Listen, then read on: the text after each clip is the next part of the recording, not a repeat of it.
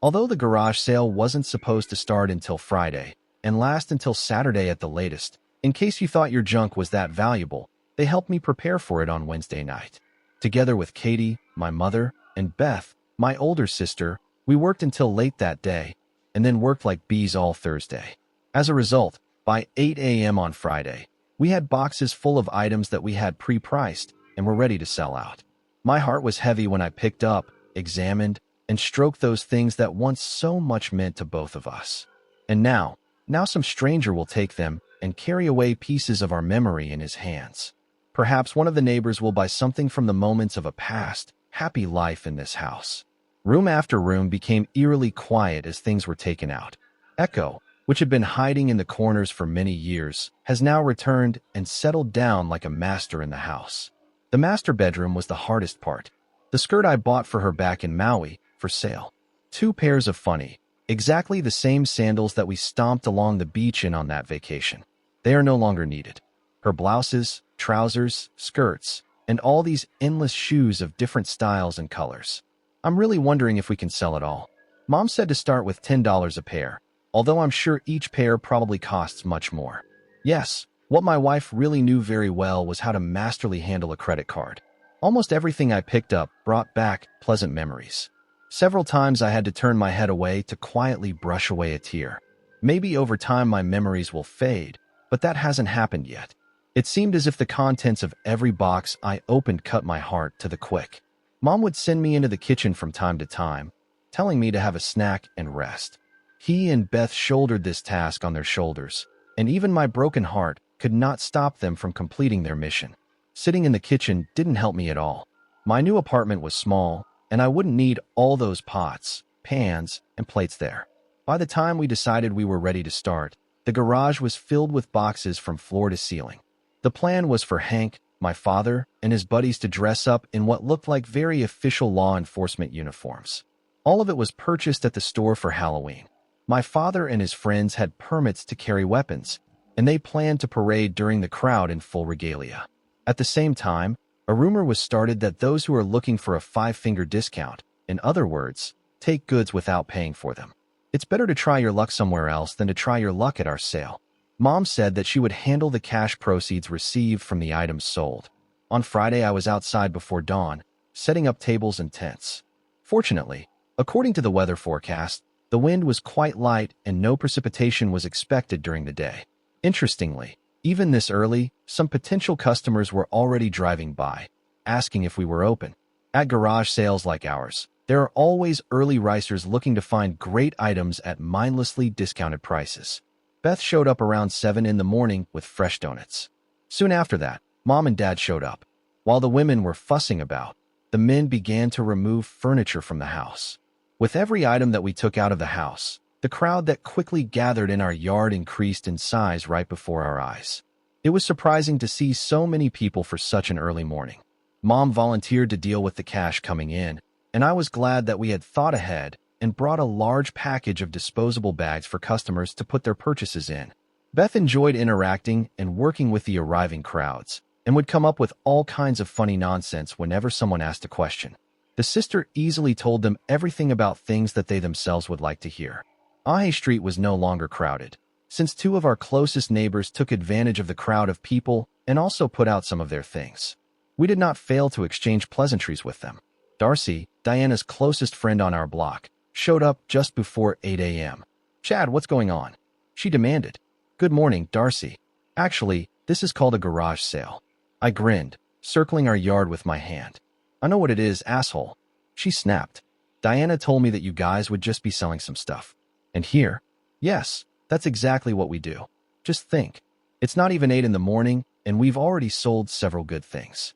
I boasted. "But she didn't say anything about furniture," Darcy said, frowning and looking around. "I think she just didn't want you to know about it." Sorry, Darcy. I'd love to spend time chatting with you, but I have work to do. Enjoy the shopping." I flashed a white-toothed smile in front of her suspiciously frowning face. Darcy looked pretty angry that I had gotten rid of her rather carelessly. He and Diana always liked to think that they were in control of all decisions. So I wasn't at all surprised when a few minutes later my phone started ringing. "Hey, Diana." "Hello? Sorry, I can't talk for long. Very busy with the garage sale, you know. There's an invasion here. But thank God we are coping just fine without you. Chad, Darcy said you have clothes and furniture all over your front yard and driveway. The clearly angry voice of my beloved was heard in the receiver. What can I say? You have to get up early to get past Darcy. Yes, events are developing here, and very quickly. Well, that's it. It was nice chatting with you. Don't you dare turn it off, or... Diana's hysterical cry choked as soon as I pressed the magic button and ended the conversation. Well, it was just her first call anyway. I let the next one go to voicemail. And the next one. And then the next one. Well, you get the big picture. Oh, stop. Paintings. How could I forget about them? I returned to the house, walked through the rooms, and took them all off the walls. Hell, the frames alone cost 10 times what I was asking. When I appeared in the yard again, my mother told me that Diana had managed to call her, but she ignored the call. Mom handed me an envelope with $500, and it was only 8.15. Wow, not bad at all. Looking around, I realized that, despite the crowd of potential buyers, our Egyptian pyramids of things had hardly diminished. Every time there was space on the table, Beth immediately emptied another box. By this time, on the road in front of our house, there was some kind of real zoo going on. Someone tried to back up their pickup truck in our driveway to load a dresser. Meanwhile, another envelope with $500 moved from my mother to me. Some obsessed lady was trying on Diana's shoes at incredible speed. Her eyes burned with such an unquenchable fire, as if she was going to take away with her 10, or even 20, worth a couple of $100. And I was also worried about how these slightly worn Louboutins would sell. Then Diana called again, and I decided it was time to pinch her cheeks again. Hello, I purred. Don't you dare say hello to me. Darcy said you're selling my clothes and shoes. Your friend is very observant. You shouldn't have touched my things, she squealed. Guilty.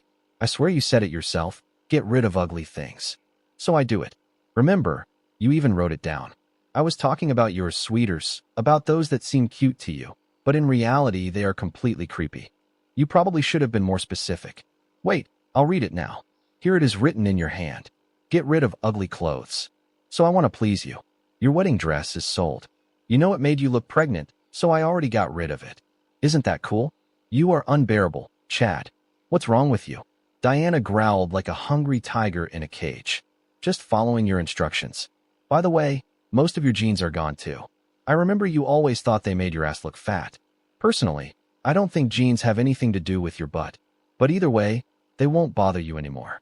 Why are you treating me like this? Whiny notes appeared in her voice. This is a rhetorical question, right? Oh, honey, I have to go, I said cheerfully, noticing something in the yard. I see that the lady who is hung with your shoes like a Christmas tree is already waving money. I think she's ready to pay it off. We'll hear from you later. And I pressed the red button. Earlier this week. Wednesday morning. Stop repeating this. I've been to all our previous garage sales if you remember. I answered calmly. You may have been there, Chad, but it was always me who planned everything. Now I'm just trying to make sure everything goes smoothly without me. My wife Diana was organizing a community garage sale coming up soon. The HOA we belong to limits us to such events twice a year. In the spring and at the end of the summer. We participate in them, but more for the sake of immersing ourselves in the life of the neighboring community and not to earn money. Although, of course, it is nice from time to time to, so to speak, clear out the homogeneous stables and get rid of things that no longer matter in our lives. Diana won't be around this time. She's going to Cleveland too, she hopes, get some kind of merger done. It seems this is her 4th trip there in the last 3 months. She is not a lawyer, but works in the legal department of her corporation. I continued, waving the sheets of paper in my hand. There must be 6 whole pages of your instructions. Come on. They will help me anyway. My parents and Beth already said they would be here. I think Mom is only doing this so she can spend more time with Beth. I just wrote down everything that came to my mind. I'm just trying to make your life easier. Give me the list. I just remembered one more thing. Look, I'm writing down. Get rid of these ugly clothes. Do you understand everything? She tapped her pen on the pieces of paper lying in front of her. As you say, I'm not some capricious child. No matter how hard we try, we won't get much money for some things. And yes, some of them will still be stolen. This happens every time we hold events like this. Don't worry. I will keep my most valuable things under glass. You look at your phone all the time, I stated. noticing that she was constantly distracted by it. What's happened? I'm just checking the Uber and Lyft rates, Deanna answered somewhat hastily. They are constantly changing. You see, I just saved $10, she boasted nevertheless, without showing me the screen of her phone, but on the contrary, putting it in her pocket. They'll be here in 15 minutes. As soon as the called car arrived, Deanna ran out the door in the blink of an eye. For some reason lately, we've been looking more and more like work colleagues than a married couple. What do they say? You can see a lot just by watching. Deanna and I were at someone's graduation party. The stress of this fusion was starting to take its toll on her, and she probably should have stopped drinking alcohol a few drinks ago. On the way home, she began to playfully rub my pants, to which my fighter could not help but react. Well, it looks like someone is ready for action. Step on the gas, Chad. My thoroughly licked wife grinned. I increased my speed, and we soon arrived home, safe and sound. Once inside, we took off our clothes and rushed to the bedroom. There Deanna pushed me onto the bed, and as soon as I fell, she attacked my fighter with her mouth. It was great, so I relaxed and enjoyed the moment. Suddenly she stopped, stood up, and in one quick movement found herself on top of me. We both quickly ran out of energy. A short time later, when Deanna, dousing me with alcoholic fumes, was already fast asleep on my chest. Although she never had time to get off me, I replayed the last 20 minutes in my head. And here's what I noticed that was unusual. 1. She never initiated sex first. 2. I never so didn't like my fighter. So what exactly happened tonight? At the party, she didn't leave my side the whole evening. So if it wasn't me who awakened the insatiable sexual predator in her, then who? I assumed something was rotten in Cleveland. So when her next trip there was announced, I alerted my somewhat expensive private investigator about her upcoming itinerary. Yes, on her next business trip to Cleveland, there were no obvious displays of affection in public, but my sneaky boyfriend installed motion-sensing cameras in every hallway of the 4-story hotel where Deanna was staying. She really did a good job of creating a distraction. Deanna left her room, went downstairs in the elevator, and went to buy something in the hotel lobby. Then she returned to her floor, but entered another room. And only before dawn, she returned back to her place. Game, set, and match. Friday afternoon, Deanna's parents appeared. Hank stopped them talking on the sidewalk, so I went out to them myself. Chad, what are you doing selling all this stuff? Deanna told us that there were only going to be a few small tables on display with items for sale. Apparently, she's not very good at math. I answered calmly. She also said that you don't answer her calls. It is not true. I've already talked to her several times this morning. Well, she says you hang up and then ignore her repeated attempts to call back. Her mother interjected disgruntledly. Why don't you call her and tell her to tell David that he better be careful in the near future? I suggested it to her. David? Who is David? Well, apparently this is the asshole she has sex with during her so-called business trips. If you need proof, I have something for you. I knew I would need convincing evidence. What other evidence? Her father attacked me. Here you go, a photograph. You can keep it because I still have plenty of these. As you can see, the image is dated from this morning, namely 4:21 a.m. Please note that Deanna leaves the room barefoot, with her blouse unbuttoned, and she carries her bra and shoes in her hands. And where does she sneak from? Oh, this is David's room where she spent the whole night. Look, what an exemplary wife. My voice oozed with sarcasm. Both parents instantly lost the gift of coherent speech. Her father just opened his mouth and stuttered because words were difficult for him. But, you can't sell all her things. He finally formulated his thoughts. Hey, come on. I have 6 pages of instructions here from Deanna on how to run a successful garage sale. I think I can handle this matter. Then I noticed my mother waving to me from the yard, surrounded on all sides by buyers with bucks in their hands. Sorry, I think I need to solve a problem that Katie seems to have. I'm leaving you. And if you want, you can call and talk to Deanna. Oh, and don't forget to ask her about David. I shouted, moving away while they stared at the photo of their slutty daughter. I arrived on time. Someone from the crowd was furiously haggling over the price of a set that had previously belonged to Deanna's grandmother. Of course, I wish it would all be taken away quickly, but the antique furniture was made by Gustav Stickley around 1910, so it cost a lot of money. In the end, we agreed on $1,000 for a bookcase, a table, and 2 side chairs. From the last time I checked the value of this antique online, they bought it for about a quarter of the real price. Perfect. I really wanted someone to get these things because they so much meant to Deanna. If someone else bought her family jewelry, it would be a great Friday. When I returned to Deanna's parents, they had tears in their eyes and looked depressed.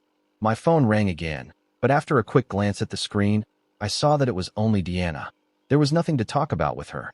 She says, "She loves you, Chad. Can't you two come up with something?" Her mother begged. "I've already thought of something," I said, pointing my thumb behind me at the human anthill buzzing and scurrying chaotically around our yard. "We'll get rid of everything we don't need, and I'll move into my own apartment." "And Deanna?" "Well, she can live here with David if she can keep up with her mortgage payments." Realizing the futility of persuasion, they drooped and shuffled away, wiping away flowing tears. I still felt sorry for them since we always got along with them. Deanna called again, and this time I answered. "I'm really sorry. Please stop this sale." She whined into the phone.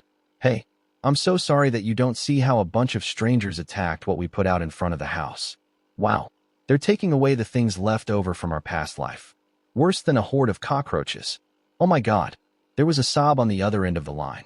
"Well, you told me to get rid of all the disgusting things, and everything you wear makes you look like a disgusting, insidious creature. So I suggested that your things be moved. By the way, how is David doing?" Deanna didn't immediately find an answer, so I just hung up. Again, by 2 o'clock in the afternoon, when there was still an hour left before the end of the sale, all the furniture and jewelry had disappeared, just like most shoes. Apparently, the Brooks and Hoka brands are very popular among garage sale enthusiasts. We still had a lot to sell, but most of the front lawn was already clear of items on display, and I was walking around with $5,000 in my pocket, which made me a little nervous and not too safe. I was not surprised when I read another message from Deanna begging me to stop wasting her things. I wrote back that one of the most valuable things, her jewelry, had gone missing somewhere. Probably someone managed to buy them and is already showing off her rings, earrings, and chains. To this came a cry full of suffering. "You are a skaggard." It was already 3 in the afternoon, but Beth and Katie were still briskly selling goods, so another hour and a half passed before the traffic jams in our yard finally cleared up. We weren't going to continue selling on Saturday, so we just put the remaining items back in the boxes and pushed them into the garage. Deanna's plane wasn't due to leave Cleveland until after dinner, and she called several times from the airport. Lounging on a sun lounger with a bottle of beer in my hand, I answered one of her calls. "Hey, slut, how was your trip?" "I'm sorry," said a quiet voice on the phone. "I can imagine how sorry you are, but this doesn't change my plans." "What plans?" "I moved out. I rented an apartment not far from work." But how can we work things out if you've moved?"